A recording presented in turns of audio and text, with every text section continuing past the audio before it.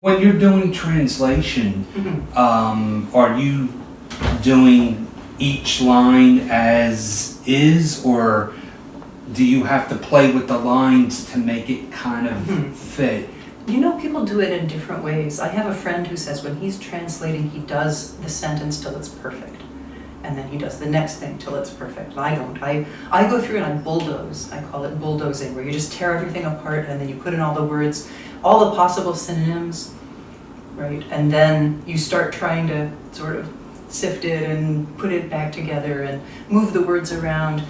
One thing that Russian does is use a genitive case that's a lot like the French or Italian of the something. So this is the pen of my aunt. This is the garden of my uncle, right? That type of thing. Where we have the option of saying the Anglo-Saxon possessive, my uncle's garden, my aunt's pen. And that'll save you a couple of syllables, right? So going through and finding Berkey, you do that. How do you switch things? Often you have to switch two lines. Russian can have syntactic inversion, where if I hear that in English in a translation, I think, no. It's just wrong to put, the verb can't come before the subject or that type of thing. What happens if you're doing a translation from a specific form and it's, strict form that you really can't? That's a really good question. And this one I tried to keep the form, and I think you can hear, right, you can hear the rhymes.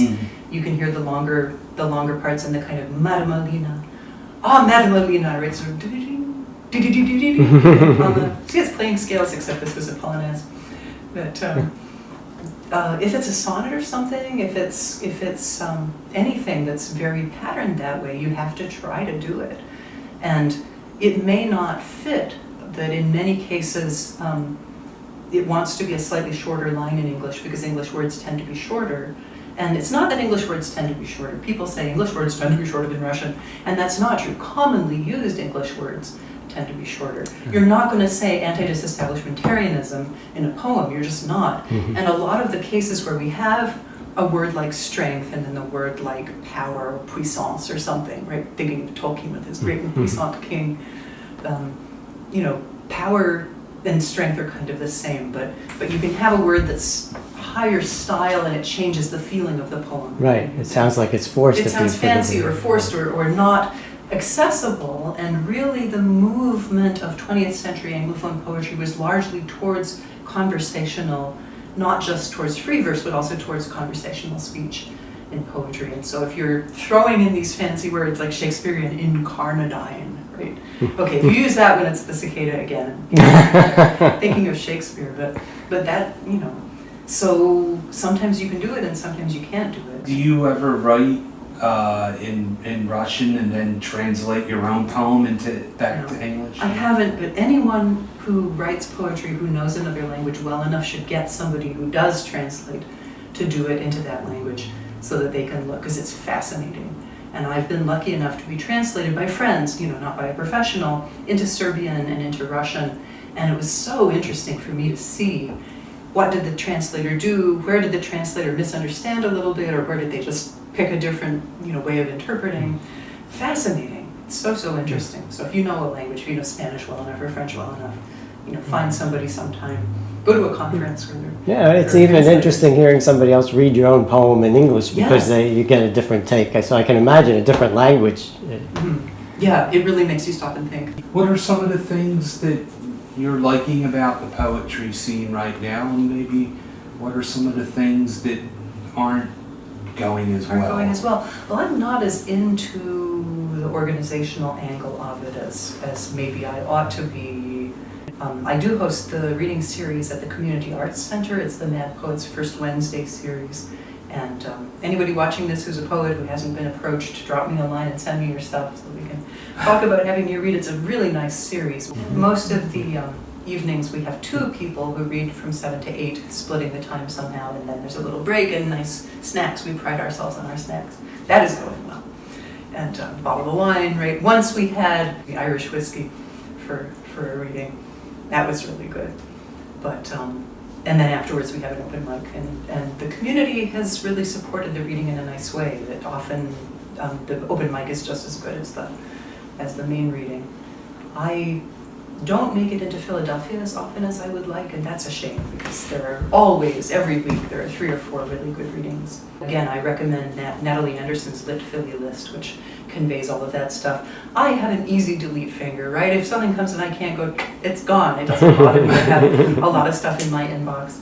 So that's very good. Especially happy to hear that you're going to be hosting or organizing, and then kind of presiding over in a benevolent spirit kind of way the event in October, the annual festival where people come and read. And looking forward to that. That's always a treat. Particularly because once, for an afternoon, people can come from farther away than they would in an evening.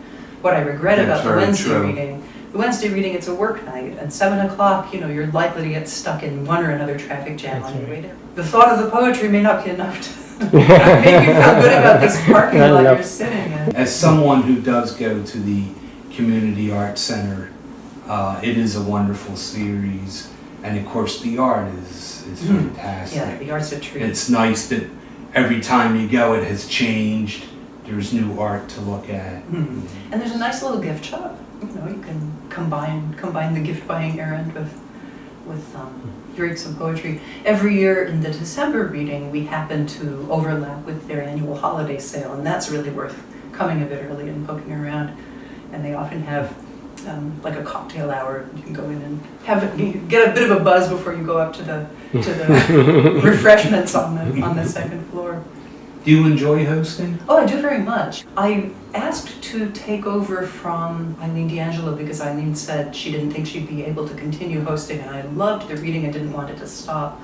But in fact, being able to bring in a mix of different people, I've sometimes invited poets that I know are well-known and beloved to the audience that comes to the CAC for this reading. Other times I've managed to bring in people from further away, combining together. For example, Elaine Terranova came and read, and then I invited a classics professor from Swarthmore to come in and read some translations of Homer, because she was at that point, either had just finished or was still working on a Homer translation of her own.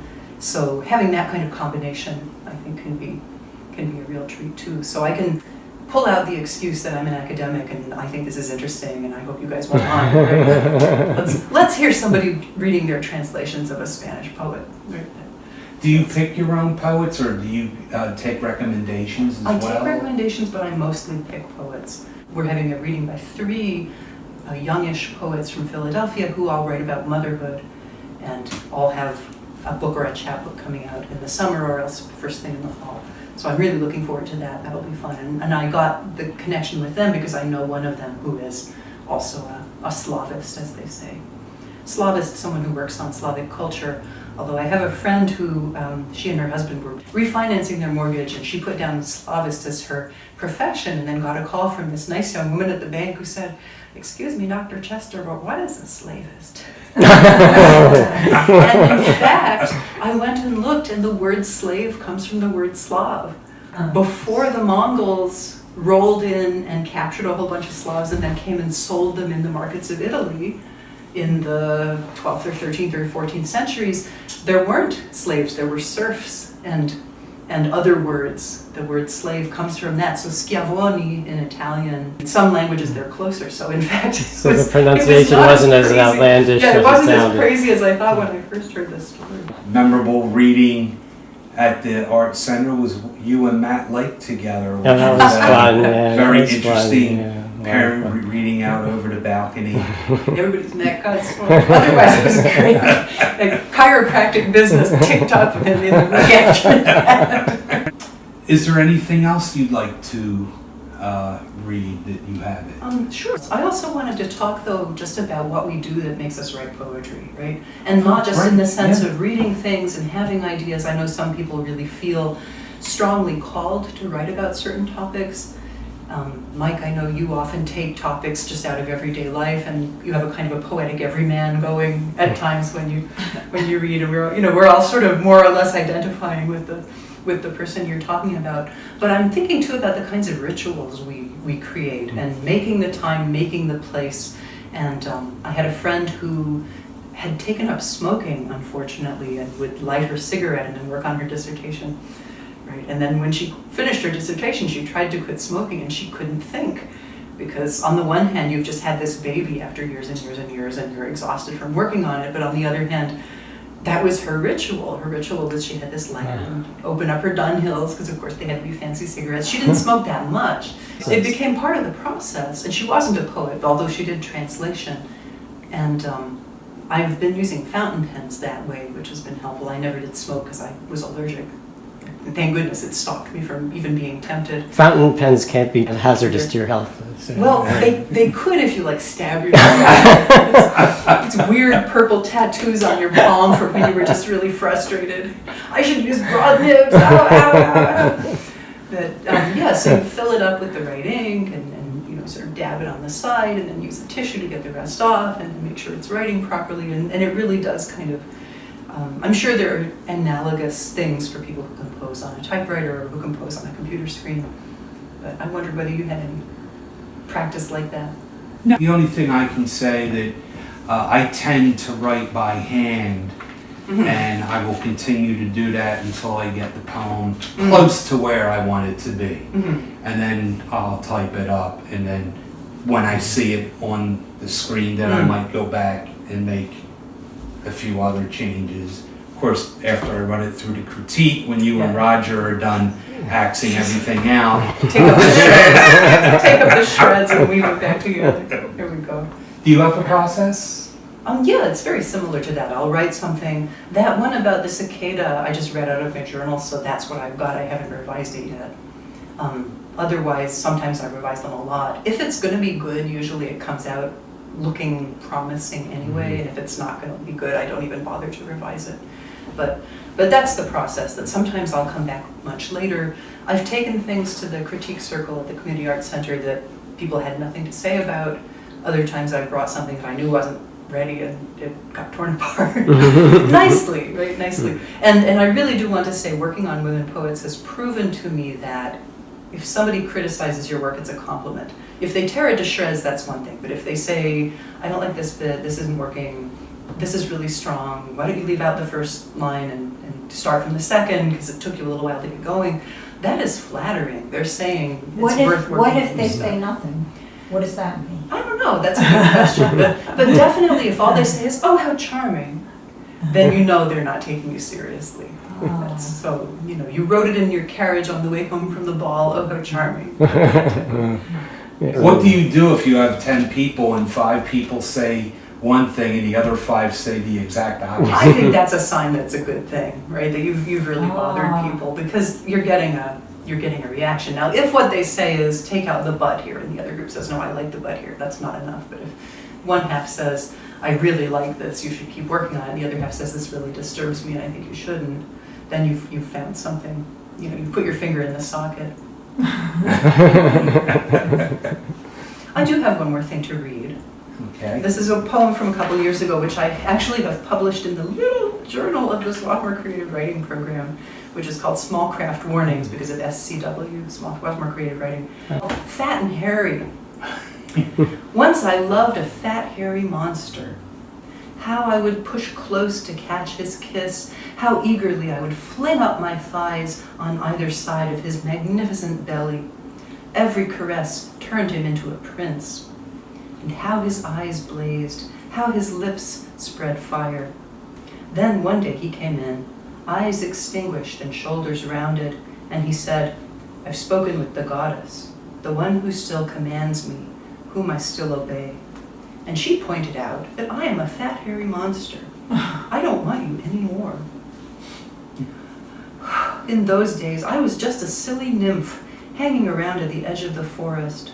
And so, after a few uninteresting lamentations, though without the ritual kiss goodbye that this goddess must have forbidden, I turned and walked away, and he froze into a story. And as I walked away, I felt every bit of fat on my body, every slack muscle, every hair I should have plucked or trimmed, and my beauty flaked away while somewhere that goddess was laughing and pointing with her pointed fingernail that was painted red as blood. Thank you. It's been really wonderful. Thank you so much.